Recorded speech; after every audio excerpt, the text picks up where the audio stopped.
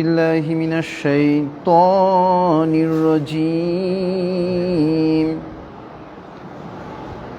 بسم الله الرحمن الرحيم.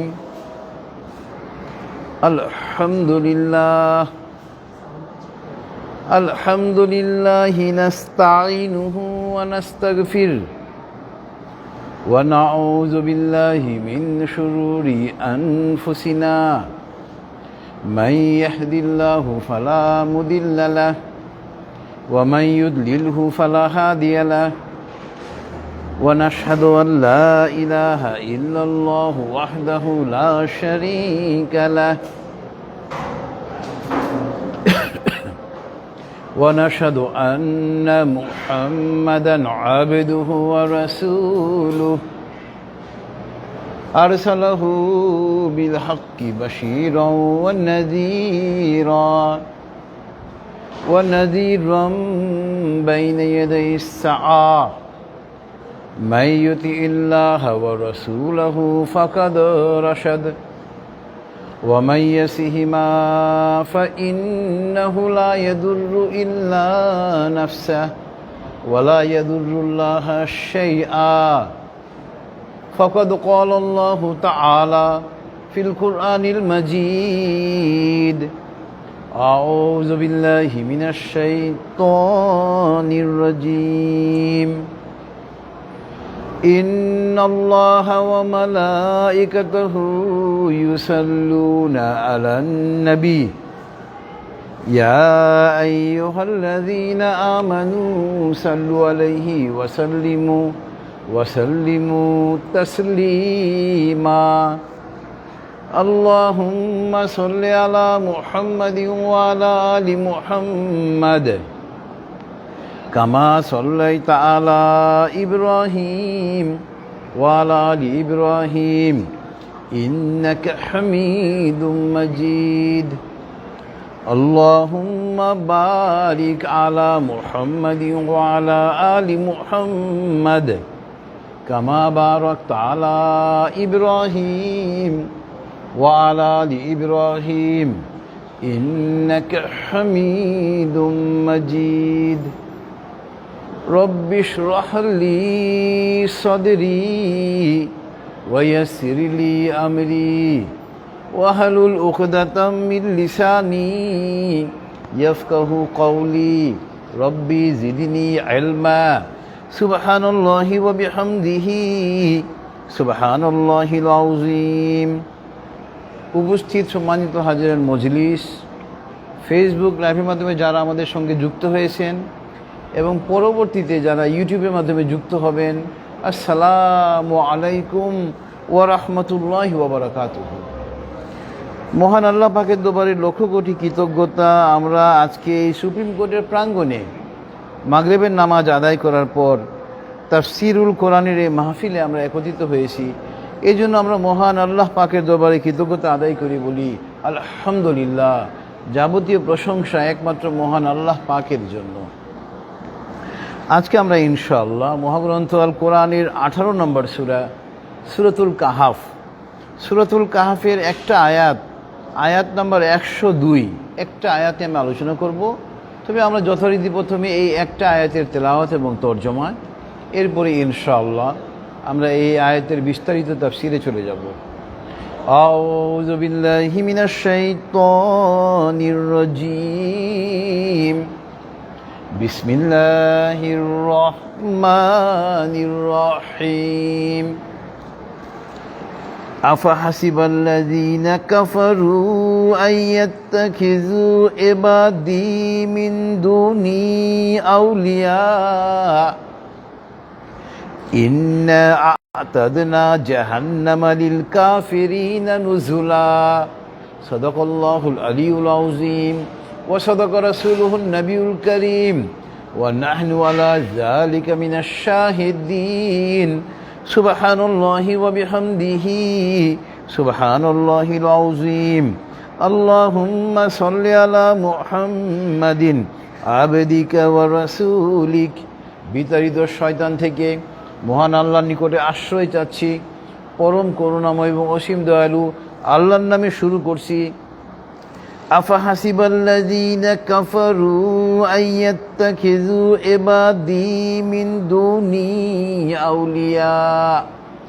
ওয়ালিউন শব্দের সঙ্গে আমরা পরিচিত। ওয়ালিউন মানে অভিভাবক। ওয়ালিউন শব্দের জমা বহু বচন হলো আউলিয়া, অভিভাবকগণ। আল্লাহ পাক বলতেছেন, তোমরা কি ধারণা করো কাফেরদেরকে যে তোমরা আমাকে বাদ দিয়ে আমার বান্দাদের মধ্য থেকে একজনকে তোমরা প্রভু হিসেবে গ্রহণ করবে, অভিভাবক হিসেবে গ্রহণ করবে।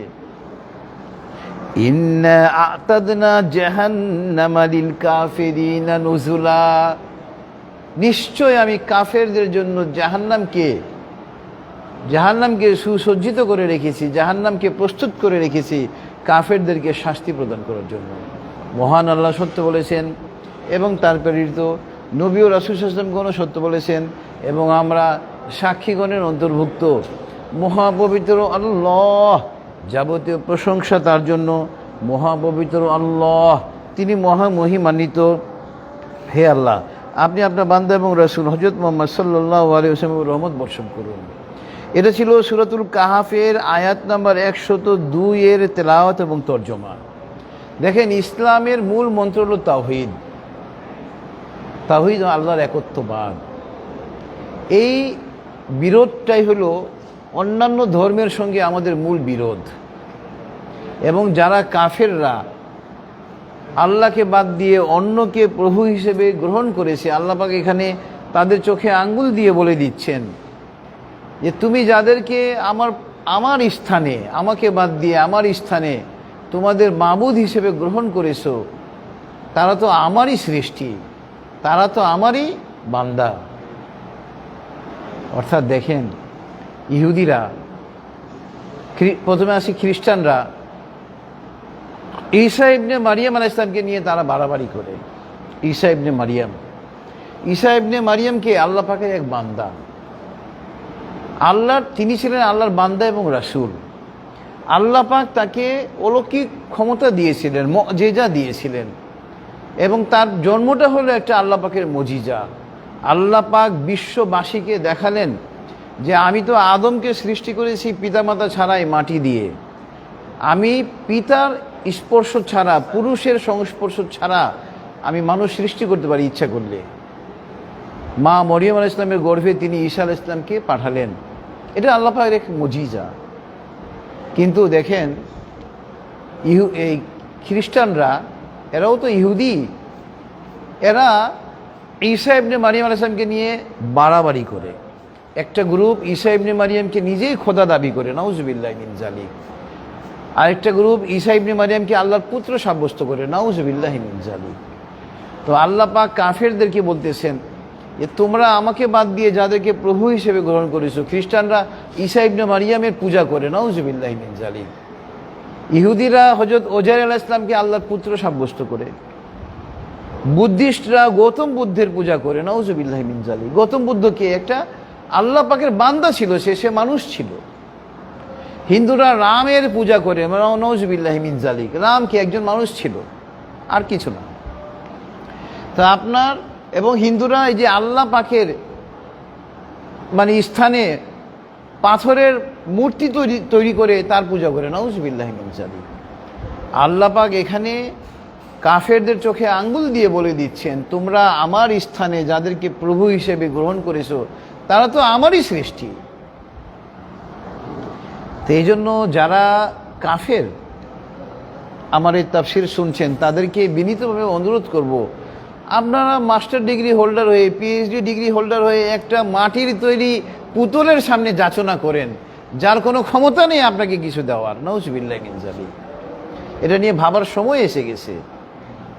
এই জন্য কাফেরদেরকে আমি এই তাফসির কোরআন মাহফিল থেকে আহ্বান জানাচ্ছি, আপনারা একটু ভাবেন, আপনারা কার কাছে যাচনা করেন, যাদের কোনো ক্ষমতা নেই। এবং একটু পরে আমি আয়াত রেফার করব। আল্লাহ পাক মানুষের চোখে আঙ্গুল দিয়ে দেখিয়ে দিচ্ছেন। এবং প্রথমে আমরা চলে আসি, দেখেন এই তাফসিরের সঙ্গে প্রাসঙ্গিক আয়াত নাম্বার হলো 73, সূরাতুল হজ এর আয়াত নাম্বার 73-এ দেখেন আল্লাহ পাক কত চমৎকার দৃষ্টান্ত পেশ করেছেন।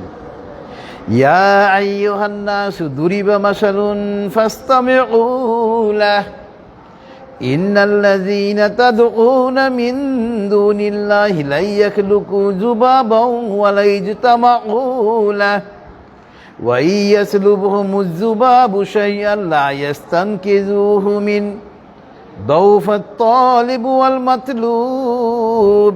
ইয়া আইয়ুহান নাস, দেখেন মহাগ্রন্থ আল কোরআন সারা পৃথিবীর মানুষের জন্য নাজিল করা হয়েছে। একজন কাফের যদি কোরআন পড়তে চায় আপনি তাকে নিষেধ করতে পারবেন না, কারণ এখানে আল্লাহ পাক কাফেরদেরকে সম্বোধন করে বহু আয়াত নাজিল করেছেন, মানব সম্প্রদায়কে সম্বোধন করে বহু আয়াত নাজিল করেছেন। এবং এই আয়াতে কারিমা সূরাতুল হাজের আয়াত নম্বর ৭৩, ইয়া আইয়ুহান নাস, হে মানব সম্প্রদায়। মুসলিম তো বটেই, খ্রিস্টান, ইহুদি, হিন্দু, বৌদ্ধ, কাদিয়ানি সমস্ত কাফেরদেরকে আল্লাহ পাক বলতেছেন। একটা উদাহরণ পেশ করা হচ্ছে, তোমরা মনোযোগ দিয়ে শ্রবণ করো, হিয়ার অ্যাটেন্টিভলি। আচ্ছা, তোমরা আল্লাহকে বাদ দিয়ে যাদেরকে উপাস্য হিসেবে গ্রহণ করেছো, সমস্ত মূর্তিগুলো যদি এক হয়ে যায়, তারা কি একটা মাছি তৈরি করতে পারবে? আল্লাহ পাক চ্যালেঞ্জ করতেছেন। এবার আল্লাহ পাক বলতেছেন, মাছি তো তৈরি করা দূরের কথা, মাছি সৃষ্টি করা তো দূরের কথা, মাছির মধ্যে তো জীবন আছে। মাছি যদি মূর্তিদের সামনে থেকে কোনো খাবার নিয়ে যায়, ওই খাবার কি ফেরত আনার তাদের কোনো ক্ষমতা আছে? নেই।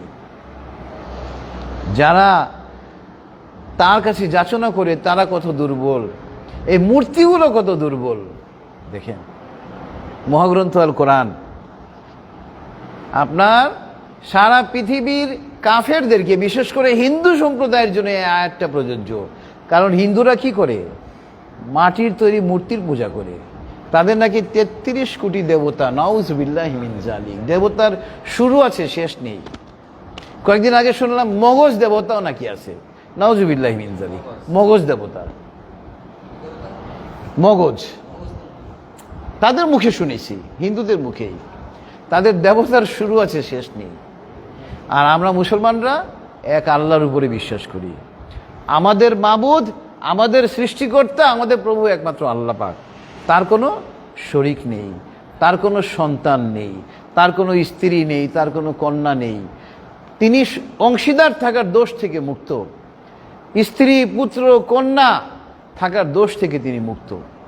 আমাদের প্রভু আল্লাহ পাক, তার জন্মও নেই, মৃত্যুও নেই, তিনি ছিলেন, আছেন এবং থাকবেন। আমাদেরকে এই আকীদা পোষণ করতে হবে। একজন মুসলমান মাত্র আমাদেরকে তাওহীদবাদী মুসলমান হতে হবে। এটা ছিল সূরাতুল হাজের আয়াত নম্বর ৭৩। এরপর দেখেন সূরাতুল আনকাবুতের আয়াত নম্বর ৪১-এ মহান আল্লাহ পাক আরও একটা চমৎকার উদাহরণ দিচ্ছেন। এখানে আল্লাহ পাক বলতেছেন, মাসালুল্লাযীনা ইত্তাখাযু মিন দুনিল্লাহি আউলিয়া কামাসালিল আনকাবুত ইত্তাখাযাত বাইতা ওয়া ইন্না আওহানাল বুয়ুতি লাবাইতুল আনকাবুত লাউ কানু ইয়ালামুন। মাসালুল্লাযী, আমরা বলি না মেশাল, আরবিক শব্দ, উদাহরণ। যারা আল্লাহকে বাদ দিয়ে অন্যকে উপাস্য হিসেবে গ্রহণ করেছে, তাদের উদাহরণ হলো মাকড়সার মতো। আনকাবুত মানে মাকড়সা। মহাগ্রন্থ আল কোরআনের সূরা নম্বর ২৯ আনকাবুত, এর আয়াত নম্বর ৪১-এ আল্লাহ পাক এই আনকাবুত শব্দটা ব্যবহার করেছেন। এই জন্য এই সূরার নামকরণ করা হয়েছে সূরাতুল আনকাবুত। তো আল্লাহ পাক বলতেছেন, যারা আল্লাহকে বাদ দিয়ে অন্যকে উপাস্য হিসেবে গ্রহণ করেছে, তাদের উদাহরণ হলো, দৃষ্টান্ত হলো মাকড়সার মতো। মাকড়সাও তাদের ঘর তৈরি করে, এবং মাকড়সার ঘর হলো পৃথিবীর দুর্বলতম ঘর। যদি তারা তা বুঝতো। মাকড়সার ঘর আমাদের কোনো কাজে আসে? তো যারা কাফেররা আল্লাহকে বাদ দিয়ে অন্যকে উপাস্য হিসেবে গ্রহণ করেছে।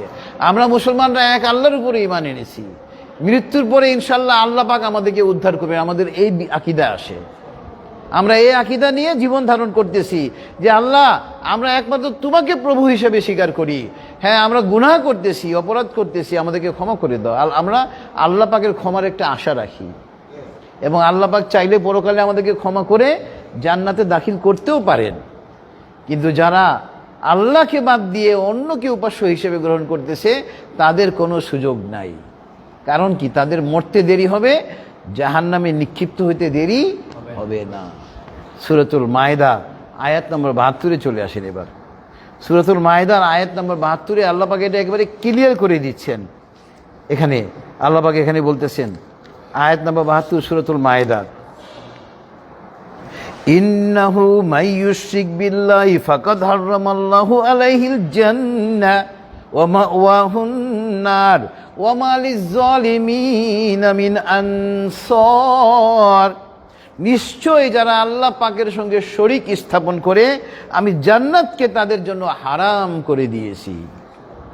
তারা হলো জাহান্নামের অধিবাসী এবং ওখানে তারা কোনো সাহায্যকারী পাবে না। এই ডোনাল্ড ট্রাম্প এত ক্ষমতা দেখায়, ওর মরতে দেরি হবে, জাহান্নামে যাইতে দেরি হবে না। ইন্দিরা গান্ধী মারা গেছে, জাহান্নামে চলে গেছে। রাজীব গান্ধী মারা গেছে, জাহান্নামে চলে গেছে। এলেম থাকতে হবে। এলেম যদি না থাকে, এই যে দেখেন ইন্দিরা গান্ধী মারা যাওয়ার পরে ভারতের মুসলমানরা অনেকেই তার জন্য কোরআন খানি করেছিল। নাউজুবিল্লাহি মিন যালিক। 1984-এর ঘটনা বলছি আমি আপনাকে। 1984 সনে যখন ইন্দিরা গান্ধীকে হত্যা করা হইল, ওখানকার মুসলমানরা হিন্দুদের তেল দেওয়ার জন্য, হিন্দুদেরকে খুশি করার জন্য আপনার ইন্দিরা গান্ধীর নামে কোরআন খানি করেছে। আমি নিজে খবর শুনেছি, দেখেছি। কোরআন হাদিসে জ্ঞান থাকলে একজন মুসলমান এই কাজটা করবে? আজকে ভারতের মুসলমানদের অবস্থা দেখেন কেমন। হিন্দুদের তেলাতেলি করতে গিয়ে আজকে হিন্দুরা তাদেরকে পায়ের জুতাও মনে করে না। এই জন্য মহাগ্রন্থ আল কোরআন এবং সহিহ হাদিসের জ্ঞান থাকতে হবে। ইন্দিরা গান্ধী মারা গিয়েছে, জাহান্নামে চলে গিয়েছে। রাজীব গান্ধী মারা গিয়েছে, জাহান্নামে চলে গিয়েছে। নরেন্দ্র মোদী এই কসাই যেদিন মারা যাবে সঙ্গে সঙ্গে জাহান্নামে চলে যাবে। এরা যদি মৃত্যুর আগে ঈমান না আনে, এদের জান্নাতে যাওয়ার কোনো সুযোগ নেই। নেতানিয়াহু কত মানুষকে হত্যা করেছে, ডোনাল্ড ট্রাম্প কত মানুষকে হত্যা করেছে। তো আলহামদুলিল্লাহ মুসলমানরা জেগে উঠতেছে, মুসলমানরা জেগে উঠতেছে। আল্লাহ পাক মুসলমানদেরকে সহায়তা করা শুরু করে দিয়েছেন আলহামদুলিল্লাহ। আমাদের কর্মকাণ্ডের কারণে এতদিন আল্লাহ পাক আমাদেরকে সহায়তা করে নাই। আল্লাহ পাক সহায়তা করা শুরু করেছেন বিধায় ইরানের মতো একটা ছোট্ট রাষ্ট্র মার্কিন যুক্তরাষ্ট্র ইসরায়েলকে পরাজিত করেছে আলহামদুলিল্লাহ। এই যে শান্তি চুক্তি হলো, নাকে খড় দিয়ে তারা এটা চুক্তি করতে বাধ্য হয়েছে। এটা মুসলমানদের বিশাল বিজয়। এই জন্য ভাই মহাগ্রন্থ আল কোরআন এবং সহিহ হাদিসে জ্ঞান রাখতে হবে। জ্ঞান না রাখলে ওই হিন্দু মরলে আপনি ঠিকই কোরআন খানি করবেন তাকে খুশি করার জন্য। একজন হিন্দু মারা গেল, জাহান্নামে নিক্ষিপ্ত হয়ে গেল, তার জন্য আপনি দুঃখ করাও তো বোকামি। এই জন্য এলেম থাকতে হবে। একজন কাফের মারা যাওয়ার সঙ্গে সঙ্গে জাহান্নামে নিক্ষিপ্ত হবে এবং জান্নাত আল্লাহ পাক তাদের জন্য হারাম করে দিয়েছেন। সূরাতুল মায়েদা আয়াত 72। এরপরে আপনার আজকে তাফসীরের সঙ্গে প্রাসঙ্গিক আয়াত হলো সূরাতুন নিসা আয়াত নম্বর 48। সূরাতুন নিসা আয়াত নম্বর 48। এখানে মহান আল্লাহ পাক বলতেছেন, ইন্নাল্লাহা লা ইয়াগফিরু আন ইউশরাকা বিহি ওয়া ইয়াগফিরু মা দুনা যালিকা লিমান ইয়াশা ওয়া মান ইউশরিক বিল্লাহি ফাকাদ ইফতারা ইসমান আযীমা। আল্লাহ পাক চাইলে যে কোনো গুনাহ ক্ষমা করে দিবেন, কিন্তু শিরকের গুনাহ আল্লাহ পাক ক্ষমা করবেন না। যে ব্যক্তি শিরক করলো, আল্লাহ পাকের সঙ্গে অংশীদার স্থাপন করলো, সে নিজেকে মহা পাপে জর্জরিত করলো। সূরাতুন নিসা আয়াত নাম্বার 48। এরপরে আজকে তাফসীরের সঙ্গে প্রাসঙ্গিক আয়াত হলো সূরাতুল আরাফের আয়াত নাম্বার 191। সূরাতুল আরাফের আয়াত নাম্বার 191 মহান আল্লাহ পাক বলতেছেন, আয়ুশরিকুনা মা লা ইয়াখলুকু শাইআন ওয়া হুম ইখলাকুন। এই যে কাফেরদেরকে বলতেছেন আল্লাহ পাক, তোমরা যে আমার জায়গায় অন্যকে শরীক স্থাপন করো, আমার জায়গায় অন্যকে প্রভু হিসেবে গ্রহণ করো, বরঞ্চ তাদেরকে তো আমি সৃষ্টি করেছি, তারা তো কোনো কিছু সৃষ্টি করে নেই, তারাও তো আমারই সৃষ্টি। ঈসা ইবনে মারিয়াম আলাইহিস সালামকে নিয়ে খ্রিস্টানরা বাড়াবাড়ি করে। ঈসা ইবনে মারিয়াম নিজেই আল্লাহ পাকের সৃষ্টি, আল্লাহ পাকের বান্দা। এবং ঈসা ইবনে মারিয়াম নিজেই বলে গেছেন তার জীবদ্দশায় যে, হে আমার কওম, আমার সম্প্রদায়, তোমরা এক আল্লাহর ইবাদত করো, কেননা তিনি আমারও প্রভু, তোমাদেরও প্রভু। এই জন্য ভাই কোরআন হাদিসের জ্ঞান থাকতে হবে। কোরআন হাদিসের জ্ঞান থাকলে সহি হাদিস হলো ইখলিস দীনাকা ইয়াকফিকাল আমালুল কলিল, তোমরা দিনকে খাঁটি করো, অল্প আমলই নাজাতের জন্য যথেষ্ট। আপনি হাজার হাজার সিজদা মারেন, অথচ আপনি সিলেটে শাহজাহানের মতো মাজারে গিয়ে সিজদা করেন, নাউজুবিল্লাহ মিন জালিক। খাজা বাবার দরবারে গিয়ে আপনি সিজদা করেন, নাউজুবিল্লাহ মিন জালিক। দেওয়ানবাগের পায়ের সামনে গিয়ে পড়ে থাকেন, নাউজুবিল্লাহ মিন জালিক। ওই সিজদা দিয়ে কোনো কাজ হবে? এলেম যদি না থাকে আপনার তাওহীদবাদী মুসলমান হতে পারবেন না। তাওহীদবাদী মুসলমান হতে হলে এলেম দরকার, এলেম অর্জন করতে হবে। এরপরে আপনার আজকে তাফসীরের সঙ্গে প্রাসঙ্গিক আয়াত হলো, পরবর্তী প্রাসঙ্গিক আয়াত হলো সূরাত ইউনূসের আয়াত নাম্বার 106। সূরাত ইউনূসের আয়াত নাম্বার 106 আল্লাহ পাক বলতেছেন, ওয়ালা তাদউ মিন দুনিল্লাহি মা লা ইয়ানফাউকা ওয়ালা ইয়াদুররুক। দেখেন যে কথা বলছি, এই যে মূর্তিগুলো, তাদের কি কোনো ক্ষমতা আছে মানুষের কোনো উপকার করার? আল্লাহ পাক বলছেন, তোমরা যাদের কাছে মাথা নত করো তাদের তো তোমার কোনো ক্ষমতা নেই তোমার কোনো উপকার করবে কিংবা কোনো ক্ষতি করবে। ফাইন ফাআলতা ফাইন্নাকা ইযাম মিনাজ জালিমিন, যদি তোমরা তা করো তাহলে তোমরা জালেমদের অন্তর্ভুক্ত হয়ে যাবে। সবচেয়ে বড় জুলুম হলো আল্লাহর সাথে শরীক স্থাপন করা, তাওহীদের বিরুদ্ধে কাজ করা, সবচেয়ে বড় জুলুম। এটা ছিল সূরাত ইউনূসের আয়াত নাম্বার 106, আজকে তাফসীরের সঙ্গে প্রাসঙ্গিক। এরপরে আপনার আজকে তাফসীরের সঙ্গে প্রাসঙ্গিক আয়াত হলো সূরাতুল কাহাফের আয়াত নাম্বার 110। সূরাতুল কাহাফের আয়াত নাম্বার 110-এ মহান আল্লাহ পাক বলতেছেন, এটা একেবারে সর্বশেষ আয়াত, কুল ইন্নামা আনা বাশারুম মিসলুকুম ইউহা ইলাইয়া আন্নামা ইলাহুকুম ইলাহু ওয়াহিদ ফামান কানা ইয়ারজু লিকা রাব্বিহি ফালইআমাল আমালান সালিহান ওয়ালা ইউশরিক বিইবাদাতি রাব্বিহি আহাদা। দেখেন, নবী সাল্লাল্লাহু আলাইহি ওয়াসাল্লামকে নিয়ে অনেকে বাড়াবাড়ি করে, নূরেরও নবী। নবী সাল্লাল্লাহু আলাইহি ওয়াসাল্লাম কি মাটির তৈরি না নূরের তৈরি? এটা নিয়ে নানান তর্ক বিতর্ক, মারামারি, হানাহানি। আল্লাহ রাসূল সাল্লাল্লাহু আলাইহি ওয়াসাল্লাম আমাদের মতো মানুষ ছিলেন, মাটির তৈরি। তবে হ্যাঁ, ওনাকে নূরেরও নবী কোনো কোনো কবি বলেছেন কবিতায়, কারণ আল্লাহ পাক মহাগ্রন্থ আল কোরআনকে নূর হিসেবে আখ্যায়িত করেছেন। এটা নূর, আলো, এটা মানুষকে পথ দেখায়। যেহেতু মহাগ্রন্থ আল কোরআন আল্লাহ রাসূল সাল্লাল্লাহু আলাইহি ওয়াসাল্লামের উপরে নাজিল হয়েছে, এই জন্য ওনাকে নূরের নবী বলা যায়, কোরআনের নবী। কিন্তু নূরের নবী বলতে যদি আপনি মনে করেন উনি আল্লাহর নূরের তৈরি, নাউজুবিল্লাহি মিন জালিক, আপনার সমস্ত আমল নষ্ট, ঈমান নষ্ট। উনি ছিলেন আপনার আমার মতো মানুষ, মাটির তৈরি। এবং এই আয়াতে আল্লাহ পাক তাই বলতেছেন, হে নবী, কুল, হে নবী আপনি বলে দেন, ইন্নামা আনা বাশারুম মিসলুকুম, আমি তো তোমাদের মতোই একজন মানুষ। পার্থক্যটা কি? পার্থক্য হলো ইউহা ইলাইয়া আন্নামা ইলাহুকুম ইলাহু ওয়াহিদ। পার্থক্য হলো আমার উপরে ওহী নাজিল হয়েছে। আপনি আমি বাংলাদেশের নাগরিক, আর বাংলাদেশের প্রধানমন্ত্রী, আমরা কি এক?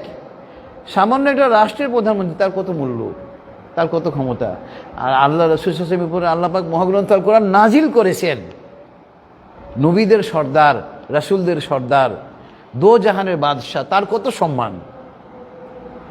এটা নিয়ে আপনারা নানান তর্কাতর্কি, নূরের তৈরি আর মাটির তৈরি নিয়ে।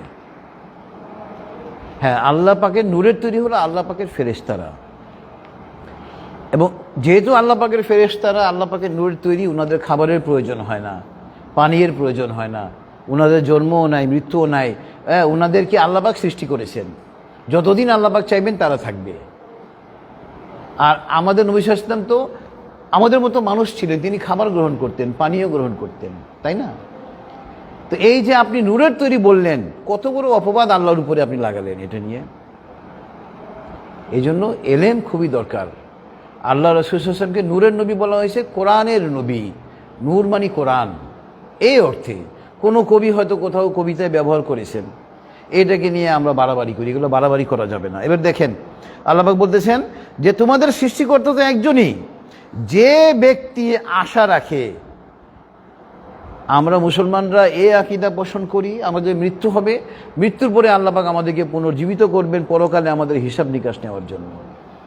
অর্থাৎ আমাদেরকে আল্লাহ পাকের সামনে হাজির হতে হবে, আল্লাহর সঙ্গে আমাদের সাক্ষাৎ হবে পরকালে। তো এই জন্য বলতেছে যারা আল্লাহর সঙ্গে সাক্ষাৎ এখানে সাক্ষাৎ মানে জান্নাতের সাক্ষাতের কথা। আল্লাহ পাক হিসাব নিয়ে যদি জাহান্নামে ফেলে তাহলে তো আমাদের লাইফ শেষ। হ্যাঁ, আল্লাহ পাকের সঙ্গে সাক্ষাৎ হয়ে যদি আমরা জান্নাতে যেতে পারি তাহলে ওইটা হবে আল্লাহ পাকের আমাদের জন্য সবচেয়ে বড় নিয়ামত। পরকালে জান্নাতীদের সবচেয়ে বড় নিয়ামত হলো আল্লাহ পাকের দিদার। তো যারা আল্লাহ পাকের দিদার কামনা করে তারা যেন কি করে, নেক আমল করে এবং আল্লাহর সাথে কাউকে শরীক স্থাপন না করে আল্লাহর উপরে ঈমান আনার পরে তাওহীদের উপরে কায়েম থেকে নেক আমল করতে হবে। খ্রিস্টানরাও তো অনেক নেক আমল করে কিন্তু তাদের ঈমান নেই, এই জন্য ওই নেক আমল দিয়ে কোনো কাজ হবে না। এরপরে আপনার আজকে তাফসীরের সঙ্গে প্রাসঙ্গিক আয়াত হলো সূরাতুল আম্বিয়ার আয়াত নাম্বার 25। সূরাতুল আম্বিয়ার আয়াত নাম্বার 25 দেখেন, অনেকেই আপনার দেখবেন নানান তর্ক বিতর্ক হয় যে হিন্দুদের একটা দেবতা আছে, কি যেন নাম, জন্মাষ্টমী করে ওই দেবতার নাম কি, একটা হিন্দুদের দেবতা, যে তার সম্পর্কে এক আলেমকে প্রশ্ন করা হয়েছিল উনি কি আল্লাহর নবী ছিলেন? আপনার ওই আলেম বলল আমি জানি না, নাউজুবিল্লাহ মিন যালিক। আমি খুব হতাশাগ্রস্ত হয়েছি তার এই কথা শুনে। আল্লাহ পাক ওই প্রশ্নের উত্তর ১,৫০০ বছর আগে সূরাতুল আম্বিয়ার আয়াত নাম্বার 25-এ দিয়ে দিয়েছেন। হিন্দুদের অনেক দেবতাকে অনেকে মনে করে তারা আল্লাহর নবী ছিল, নাউজুবিল্লাহ মিন যালিক। এই কৃষ্ণ, হ্যাঁ কৃষ্ণর কথা। তো কৃষ্ণ আল্লাহর নবী হবে কিভাবে? সূরাতুল আম্বিয়ার আয়াত নাম্বার 25-এ আল্লাহ পাক তার উত্তর দিচ্ছেন, ওয়ামা আরসালনা মিন ক্বাবলিকা মির রাসূলিন ইল্লা নূহি ইলাইহি আন্নাহু লা ইলাহা ইল্লা আনা ফা'বুদুন। আমি পৃথিবীতে যত নবী রাসূল পয়গম্বর প্রেরণ করেছি, আল্লাহ পাক বলতেছেন প্রত্যেককে আমি দায়িত্ব দিয়েছিলাম যে তোমরা তাওহীদ প্রচার করো, আল্লাহ এক, আল্লাহ ছাড়া কোনো মাবুদ নাই। তো কৃষ্ণ কি তাওহীদের দাওয়াত দিয়েছে মানুষকে? তো সে আল্লাহর নবী হবে কিভাবে? এক বড় আলেমকে আমি দেখলাম, এক দর্শক প্রশ্ন করলো সরাসরি যে কৃষ্ণ কি নবী ছিল? বলে আমি জানি না, নাউজুবিল্লাহ মিন যালিক। কৃষ্ণ আল্লাহর নবী হবে কিভাবে? আল্লাহর নবী হতে হলে তো তাওহীদ প্রচারকারী হতে হবে। এই জন্য এলেম দরকার ভাই। মহাগ্রন্থ আল কোরআন না পড়ে নিজেকে আলেম দাবি করে মানুষের সামনে দাঁড়িয়ে যাবেন, ইসলামের ক্ষতি করবেন। এরপরে আপনার আজকে তাফসীরের সঙ্গে প্রাসঙ্গিক আয়াত হলো সূরাতুল ফাতিরের আয়াত নাম্বার 15। সূরাতুল ফাতিরের আয়াত নাম্বার 15 দেখেন, আমরা মুসলমানরা আল্লাহর উপরে ভরসা করি, সমস্ত কিছুর ব্যাপারে আল্লাহর উপরে আমরা ভরসা করি এবং আল্লাহ একজন মুসলমান মাত্র এই বিশ্বাসটা আমাদেরকে রাখতে হবে যে আমরা প্রত্যেকটা মাখলুক আল্লাহর উপরে নির্ভরশীল, আল্লাহ পাক কিন্তু আমাদের উপরে নির্ভরশীল না। এই দেখেন সূরাতুল ফাতিরে আয়াত নাম্বার 15-তে আল্লাহ পাক বলতেছেন, ইয়া আইয়ুহান নাসু আনতুমুল ফুকারাউ ইলাল্লাহ। আমরা বলি না ফকির, ফকির বলি না গরিব। ফাকিরুন শব্দের জমা হলো বহুবচন হলো ফুকারা, অনেকগুলো ফকির। তা আল্লাহ পাক বলতেছেন যে হে মানব সম্প্রদায়, তোমরা হলে আল্লাহর উপরে নির্ভরশীল, আল্লাহ পাক কারো উপরে নির্ভরশীল না। ওয়াল্লাহু আল গনিয়ুল হামিদ, আল্লাহ পাক অমুখাপেক্ষী, সমস্ত প্রশংসার দাবিদার একমাত্র আল্লাহ পাক। তো সমস্ত মাখলুক আল্লাহ পাকের উপরে মুখাপেক্ষী, আল্লাহ পাক কোনো মাখলুকের জন্য মুখাপেক্ষী নন। আল্লাহ পাক কোনো কিছু সৃষ্টি করতে চাইলে শুধু বলেন কুন ফায়াকুন, শুধু বলেন হও এবং তা হয়ে যায়। এবং দেখেন এই ফাকিরুন শব্দটা, এই শব্দটা সূরাতুল কসাসের আয়াত নাম্বার 24-এ পাবেন এবং আল্লাহর রাসূল হযরত মুসা আলাইহিস সালাম এই দোয়াটা করেছিলেন। আমরা পারলে সূরাতুল কসাসের আয়াত নাম্বার 24-এ এই দোয়াটা আমরা মুখস্থ করে ফেলবো। দোয়াটা হইল রব্বি ইন্নী লিমা আনজালতা ইলাইয়া মিন খায়রিন ফাকির। হে আমার প্রভু, তুমি আমার উপরে যে অনুগ্রহ করবে, আমাকে যে ভিক্ষা দিবে, আমি তার জন্য অপেক্ষায় আছি। এই দোয়াটা মুখস্থ করেন, খুব ভালো দোয়া। এই দোয়াটা পড়েছিলেন হযরত মূসা আলাইহিস সালাম, এবং এই দোয়া পড়ার সঙ্গে সঙ্গে উনি সাহায্য পেয়েছিলেন। রব্বি ইন্নী লিমা আনজালতা ইলাইয়া মিন খায়রিন ফাকির। এবং এই আয়াতের অন্য অংশটা এবার পড়ি। فسقى لهما ثم تولى إلى الظل فقال ربي إني لما أنزلت إلي من خير فقير। হযরত মূসা আলাইহিস সালাম তো ফেরাউনের পরিবারে লালিত পালিত হয়েছিলেন। উনি ফেরাউন একটা লোককে হত্যা করে ফেলেছিলেন। এই ভয়ে তিনি ওই রাষ্ট্র ছেড়ে মাদিয়ানে চলে গেলেন। মাদিয়ানে চলে গিয়ে অনেক ক্লান্ত হয়ে গেলেন। উনি একটা কূপের সামনে গেলেন পানি খাওয়ার জন্য। উনি পানি খেলেন, তো দেখেন ওখানে অন্যান্য রাখালরা নিজেদের মেষ, নিজেদের ছাগলকে পানি খাওয়াচ্ছে। দুইজন মেয়ে লোক তাদের ছাগল নিয়ে বসে আসে অপেক্ষায়, যে এই রাখালদের পানি খাওয়ানো শেষ হলে একেবারে সব শেষে একেবারে রাত্রের বেলা তারা সুযোগ পায় তাদের ছাগলদের পানি খাওয়ানোর। কারণ তারা মেয়ে লোক রাখালদের সাথে গিয়ে ধাক্কাধাক্কি করতে পারে না। তখন মূসা আলাইহিস সালাম যখন পানি পান করে ওই মেয়ে দুটোকে জিজ্ঞেস করল, তোমরা এখানে কেন দাঁড়িয়ে আছো? বললো, আমাদের বাবা তো অনেক বৃদ্ধ, আর রাখালদের পানি খাওয়ানো শেষ হলে পরে আমরা খাওয়াবো। তখন তিনি বললেন, আচ্ছা এই ব্যাপার, আচ্ছা ঠিক আছে দাও। ওই মেয়ে দুইটা ছাগল মেষ এদেরকে পানি খাইয়ে দিলেন হযরত মূসা আলাইহিস সালাম, এবং নিজেও পানি খেয়ে একটা গাছের এখানে গিয়ে ছায়ার মধ্যে গিয়ে বসে এই দোয়াটা করলেন, রব্বি ইন্নী লিমা আনজালতা ইলাইয়া মিন খায়রিন ফাকির। সঙ্গে সঙ্গে আল্লাহ পাক সাহায্য পাঠালেন। ওই মেয়ে দুইটা যখন বাসায় ফিরল, তার বাবা আল্লাহ নবী ছিলেন, তার নামটা আমি এই মুহূর্তে ভুলে গিয়েছি, হযরত শোয়েব আলাইহিস সালাম। শোয়েব আলাইহিস সালাম, ধন্যবাদ, হযরত শোয়েব আলাইহিস সালাম আল্লাহ নবী ছিলেন। তিনি অতি বৃদ্ধ। তিনি জানেন ব্যাপার কি, আমার দুই মা আজকে তাড়াতাড়ি চলে আসছে, দুই মেয়ে। তখন দুই মেয়ে বললো, এরকম একটা ঘটনা, একটা লোক আমাদেরকে সাহায্য করেছে। তখন তিনি বললেন, তোমরা কেমন, একটা লোক তোমাদেরকে সাহায্য করলো, তুমি তাদেরকে বাসায়ও আনলে না? তখন তিনি তাকে খবর দিলেন হযরত মূসা আলাইহিস সালামকে। এই যে খবর দিয়ে তাকে তার মানে মজুরি দেওয়ার কথা বলে ডাকলেন, যে আমার আব্বা আপনাকে ডাকতেছে আপনাকে মজুরি দেওয়ার জন্য। এই যে মূসা আলাইহিস সালাম ওই পরিবারে আশ্রয় পেলেন, ওনার শোয়েব আলাইহিস সালামের এক কন্যাকে তিনি বিবাহ করলেন। এই যে দেখেন, রব্বি ইন্নী লিমা আনজালতা ইলাইয়া মিন খায়রিন ফাকির। এই দোয়াটা আমরা মুখস্থ করে ফেলবো, অত্যন্ত চমৎকার এক দোয়া। তো যে কথা বলছিলাম, ওই তাওহীদের উপরে কায়েম থাকতে হবে, আল্লাহর উপরে ভরসা থেকে আল্লাহকে ডাকতে হবে। আল্লাহর উপরে ভরসা রেখে আল্লাহকে ডাকলে ইনশাআল্লাহ আমরা দ্রুত সাহায্য পেয়ে যাব। এখন চলে যাই আমরা আজকের তাফসীরের সঙ্গে প্রাসঙ্গিক কয়েকটা হাদিসে। প্রথম আপনার প্রাসঙ্গিক হাদিস হলো, আন ইবনে ওমর রাদিয়াল্লাহু আনহু আন্না রাসূলুল্লাহ সাল্লাল্লাহু আলাইহি ওয়াসাল্লাম ইয়াকুল মান হাল্লাফা বিগাইরিল্লাহ ফাকাদ ইশরাক। তাওহীদ নিয়ে আলোচনা করছিলাম। অনেকে আল্লাহকে বাদ দিয়ে অন্য কোনো কিছুর শপথ করে। আল্লাহকে বাদ দিয়ে অন্য কোনো কিছুর শপথ করা মানে আল্লাহর সঙ্গে শরীক স্থাপন করা। রাওয়াহু তিরমিজি। এই জন্য আল্লাহকে বাদ দিয়ে অন্য কোনো ব্যাপারে শপথ করা যাবে না। এরপরে হলো আন শাদ্দাদ ইবনে আওসিন রাদিয়াল্লাহু আনহু قال قال رسول الله صلى الله عليه وسلم يقول من صلى يراعي فقد اشرك من صام يراعي فقد اشرك من تصدق يراعي فقد اشرك رواه সহিহ আহমদ। হযরত শাদ্দাদ ইবনে আওসিন রাদিয়াল্লাহু আনহু হাদিসখানা বর্ণনা করেছেন। তিনি বলতেছেন, আমরা তো জানি আল্লাহর সঙ্গে মানে শরীক স্থাপন করা, যেমন মাজারে গিয়ে পূজা করা, পীর ধরা, হিন্দুরা যেমন মূর্তি পূজা করে, এটা শিরক, এগুলো তো অবশ্যই শিরক।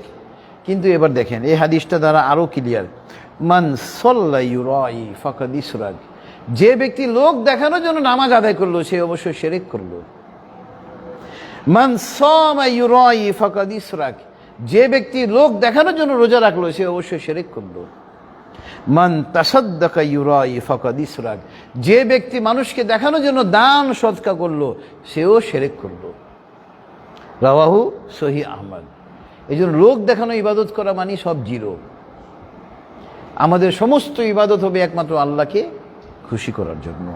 এরপরে আপনার আজকে তাফসীরের সঙ্গে আপনার সহিহ হাদিস হলো, লাস্ট সহিহ হাদিস, আন আয়েশা রাদিয়াল্লাহু আনহা ক্বালাত ক্বালা রাসূলুল্লাহ সাল্লাল্লাহু আলাইহি ওয়াসাল্লাম মান আহদাসা ফি আমরিনা হাযা মা লাইসা মিনহি ফাহুয়া রাদ্দুন, রাওয়াহু সহিহ বুখারী ওয়া মুসলিম। এই যে কথা বলছিলাম, বেদাত করা, ইসলামে যেটা নাই নতুন কোনো কিছু আমদানি করা, হ্যাঁ, সংযোজন বিয়োজন।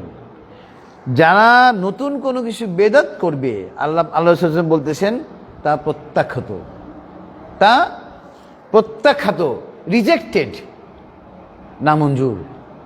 এই জন্য ভাই ইসলামে নাই। আপনার নতুন আপনি একটা চালু করে দিলেন। কয়েকদিন আগে আমরা ঈদুল আজহা উদযাপন করলাম, আমরা আল্লাহ রাস্তায় কোরবানি করলাম। কোরবানি করার মাধ্যমে আমরা তাওহীদের ঘোষণা দিয়েছি। অনেকে এই কোরবানি নিয়ে নানান কথা, আমি মাদ্রাসায় দান করে দিই টাকা, আমি অমুক গরিবকে দিয়ে দিই। ইসলাম যেভাবে এসেছে আমাদের নিকটে ওইভাবে এজ ইট ইজ ফলো করতে হবে।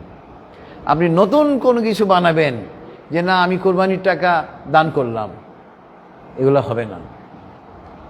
কোরবানিকে অস্বীকার করা, এক মন্ত্রী নাকি বলেছে এগুলা কোরবানি করলে নাকি বাচ্চাদের নাকি হয়, কষ্ট হয়। নাউজুবিল্লাহি মিন যালিক। বর্তমান সরকারের এক মন্ত্রী এই কথাটা বলেছে, নাউজুবিল্লাহি মিন যালিক। কোরআন হাদিসে জ্ঞান নাই, মন্ত্রী হয়ে গেছে, তাতে কি? মহাগ্রন্থ আল কোরআন সহিহ হাদিসে কোনো জ্ঞান নেই। এই জন্য ইসলামে যা আমরা পেয়েছি আল্লাহ রাসূল সাল্লাল্লাহু আলাইহি ওয়াসাল্লামের মাধ্যমে, এখানে কোনো কিছু নতুন সংযোজন করারও সুযোগ নেই, বিয়োজন করারও সুযোগ নেই। অ্যাজ ইট ইজ ফলো করতে হবে। এবং ইসলামকে অ্যাজ ইট ইজ ফলো করতে হলে ইসলামকে রাষ্ট্রীয় মর্যাদা দিতে হবে। আমরা ৯৫% লোক মুসলমান, কিন্তু ইসলামী খিলাফত কি আমরা কায়েম করতে পেরেছি? পারি নাই। ইসলামী খিলাফত কায়েমের চেষ্টা করতে হবে। ইসলামী খিলাফত কায়েমের জন্য আমাদেরকে উদ্যোগ গ্রহণ করতে হবে। মহাগ্রন্থ আল কোরআন এবং সহিহ হাদিসের সঠিক জ্ঞান সম্পন্ন একজন পুরুষ লোককে ক্ষমতায় বসাতে হবে। দেখবেন শান্তি কাহাকে বলে, আল্লাহর রহমত আকাশ থেকে বর্ষিত হবে। মহাগ্রন্থ আল কোরআন এবং সহিহ হাদিসের সঠিক জ্ঞান সম্পন্ন একজন লোককে যদি রাষ্ট্রীয় ক্ষমতায় বসান, রাষ্ট্র কোথায় চলে যাবে আপনি টেরও পাবেন না ইনশাআল্লাহ। ওই ইসলাম মানে শুধু এটা না, মাদ্রাসা আর মসজিদে বসে শুধু তসবিহ পড়বেন, নাউজুবিল্লাহি মিন যালিক। এটা থার্ড ইসলাম যারা বানিয়েছে। থার্ড ইসলাম বানিয়ে আজকে দেখেন ভারতে মুসলমানদের কি অবস্থা। ভারতের মুসলমানদের মধ্যে যদি এই উপলব্ধি হতো যে না আমরা তো মুসলিম, আমরা কেন কাফেরদের সঙ্গে আমরা থাকবো, কাফেরদের সঙ্গে আমরা কাফেরদেরকে তোয়াক্কা করে চলবো আমরা কেন, এই বুঝ যদি তাদের মধ্যে আসতো, তাওহীদের জ্ঞান যদি তাদের থাকতো, ভারতের মুসলমানদের আজকে এই অবস্থাটা হতো না। আর খুনি হাসিনা এই দেশ থেকে যাওয়ার পরে ভারতের মুসলমানদের উপরে মানে নির্যাতন বেড়েছে। কাফের মহিলা ছিল একটা, মুনাফেক মহিলা ছিল একটা, নষ্টা মহিলা ছিল একটা। 17 বছর এই দেশের মুসলমানদেরকে, আলেম ওলামাদেরকে নির্যাতন করেছে। দেখেন ভারতে গিয়ে মুসলমানদের কি কষ্ট দিচ্ছে এই মহিলাটা। এই জন্য রাষ্ট্রীয় ক্ষমতায় বসাতে হবে মহাগ্রন্থ আল কোরআন এবং সহিহ হাদিসের সঠিক জ্ঞান সম্পন্ন একজন পুরুষ লোককে, নারীকে না। নারী নেতৃত্ব হারাম, নারী নেতৃত্ব হারাম। নারী নেতৃত্ব এলাও হইলে আল্লাহ পাক নারীদের মধ্যে কাউকে না কাউকে নবী বানাতেন। নারীদের মধ্যে কাউকে নবী বানিয়েছেন? নারীরা কি মসজিদে গিয়ে নামাজ পড়তে পারে? নারীদের উপরে কি জুম্মার নামাজ ফরজ? নারীদের উপরে কি জিহাদ ফরজ? নারীরা কি আজান দিতে পারে, ইকামত দিতে পারে? অথচ এই নারী নেতৃত্ব নিয়ে 1991 সন থেকে আমরা এই দেশ চলেছে, নাউজুবিল্লাহি মিন যালিক। তো আল্লাহ পাকের লক্ষ কোটি কৃতজ্ঞতা, আল্লাহ পাকের কাছে শুকর করি এই 2024-এর 5ই আগস্টের এই জুলাই বিপ্লবের মাধ্যমে নারী নেতৃত্ব থেকেও আমরা মুক্তি পেয়েছি, আলহামদুলিল্লাহ। এই জন্য ইসলামী খিলাফত কায়েম করার জন্য চেষ্টা করতে হবে ভাই। ইসলামী খিলাফত কায়েমের জন্য উদ্যোগ গ্রহণ করতে হবে ভাই। মহাগ্রন্থ আল কোরআন আর হাদিসকে ওই মাচানে উঠিয়ে রেখে দিলে হবে না। এটাকে ব্যক্তি জীবনে, পারিবারিক জীবনে, সামাজিক জীবনে তথা রাষ্ট্রীয় জীবনে প্রয়োগ করতে হবে এবং ওই প্রয়োগ করার জন্য ইনিশিয়েটিভ গ্রহণ করতে হবে। তো আলহামদুলিল্লাহ যেটুকু আলোচনা হলো আল্লাহ পাক তার উপর আমাদেরকে আমল করার তৌফিক দান করুন। আমরা সবাই এখন আল্লাহর কাছে দোয়া করব। একবার আমরা আল্লাহর নবীর শানে একবার দরুদ পড়ি। اللهم صل على محمد وعلى ال محمد كما صليت على ابراهيم وعلى ال ابراهيم انك حميد مجيد اللهم بارك على محمد وعلى ال محمد كما باركت على ابراهيم وعلى ال ابراهيم انك حميد مجيد اللهم امين ربنا تقبل منا انك انت السميع العليم ربنا ظلمنا أنفسنا وإن لم تغفر لنا وترحمنا لنكونن من الخاسرين ربنا آتنا في الدنيا حسنة وفي الآخرة حسنة وقنا عذاب النار رب ارحمهما كما ربياني صغيرا رب زدني علما أستغفر الله اللهم افتح لي أبواب رحمتك اللهم إني أسألك من فضلك اللهم إني أسألك الهدى والتقى والعفاف والغنى اللهم إني أسألك العافية في الدنيا والآخرة ربي إني لما أنزلت إلي من خير فقير হে আল্লাহ, আমরা কিছু বান্দা এই সুপ্রিম কোর্ট প্রাঙ্গণে মাওলা এই তাফসীর কোরআন মাহফিলে তোমার মহাগ্রন্থ আল কোরআন থেকে তোমার হাবিবের হাদিস থেকে আলোচনা করেছি মাওলা। বলা আমাদের পড়া, বলা, শোনা, বোঝা এবং বোঝানোর মধ্যে অনেক ভুল হয়েছে মাওলা। মাওলা তুমি তো ক্ষমাশীল, তুমি ক্ষমা করতে পছন্দ করো মাওলা। বলা আমাদের এই পড়া, বলা, শোনা, বোঝা এবং বোঝানোর ভুল তুমি ক্ষমা করে আমাদের এই মাহফিলকে তুমি কবুল করে নাও মাওলা। আমাদের এই মাহফিলকে আমাদের জন্য নাজাতের জারিয়া করে দাও মাওলা। বলো আমাদেরকে আরবি ভাষা, বাংলা ভাষা, ইংরেজি ভাষার উপরে অগাধ পারদর্শিতা দান করো মাওলা, যাতে করে সারা বিশ্বে তোমার কালামে পাকের বাণীকে আমরা ছড়িয়ে দিতে পারি মাওলা। তুমি আমাদেরকে সেই তৌফিক দান করো মাওলা। মাওলা আমরা যারা হাত তুলেছি মাওলা, তুমি তো আমাদের প্রত্যেকের মনের খবর জানো মাওলা। তুমি আমাদের প্রত্যেকের মনে নেক উদ্দেশ্যকে পূর্ণ করে দাও মাওলা। বলা আমাদের এই প্রিয় বাংলাদেশ মাওলা, আমরা এখানে প্রায় 95% লোক মুসলমান মাওলা, অথচ এখনও আমাদের এই প্রিয় বাংলাদেশে মাওলা ইসলামী খিলাফত কায়েম হয় নাই মাওলা।